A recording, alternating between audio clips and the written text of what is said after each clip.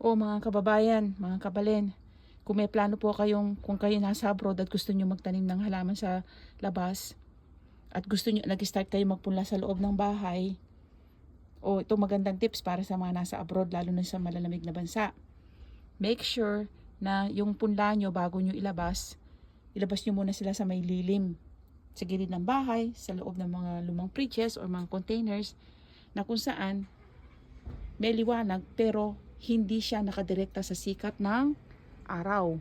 Sa gabi naman, kung malamig sa inyong lugar, make sure takpan sila or takpan muna sila ng maigi na hindi sila malalamigan at buksan na lang kinaumagahan, at pwede rin nyo siyang ipasok sa loob ng bahay during gabi at gawin nyo ito ng ilang beses.